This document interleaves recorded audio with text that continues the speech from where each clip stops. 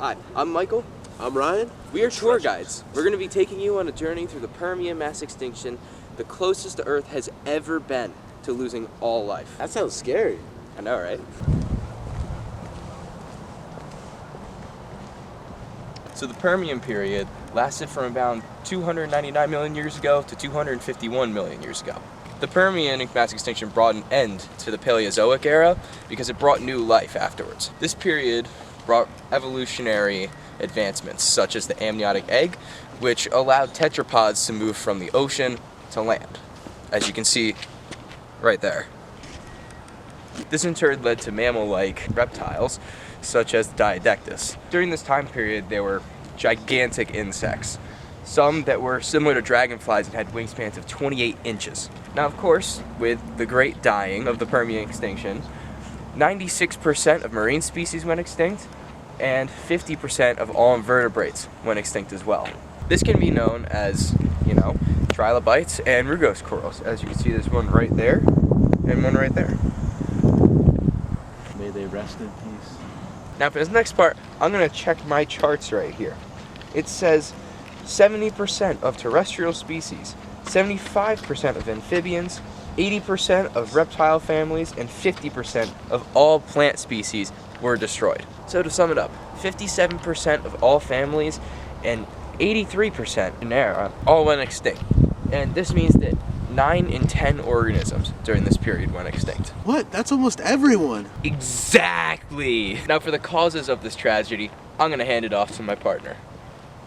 So first, the Siberian Traps, a large igneous province, erupted a massive amount of lava. This would cause the extrusion of over a mile-thick basalt spread over an area larger than India. However, the lava isn't actually the issue here. It's the greenhouse gases that were emitted, which mess up Earth's carbon cycle and cause immense global warming. But that's not everything. The Siberian Traps erupted into the Tunguska Basin, which is one of the world's largest coal and oil reserves.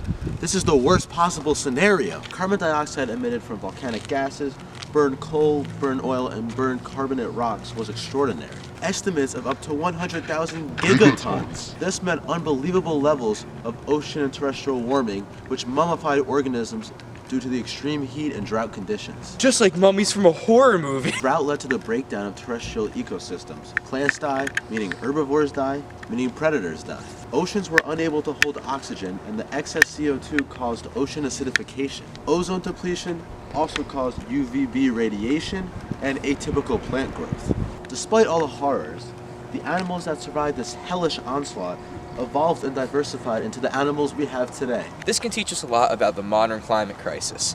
CO2 can be emitted so fast into Earth's atmosphere and warm the atmosphere so fast that organisms cannot adapt, and so they go extinct. Global warming is a massive issue, and even if we are unable to see this in our short lifespans, over the geologic time scale, we're warming at an extremely fast rate. This expedited rate of warming could cause something even worse than the Permian mass extinction.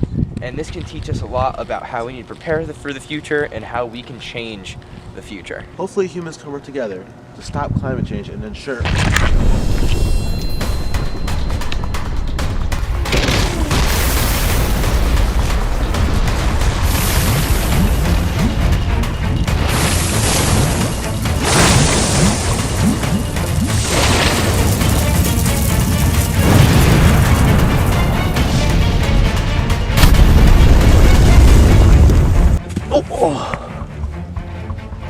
I guess this is it. It's been an honor working with you. Oh, it's just a simulation. Huh. It's just a simulation. Oh. Yeah, that was planned. Okay. All right, let's go home. You got me. Well, let's get on.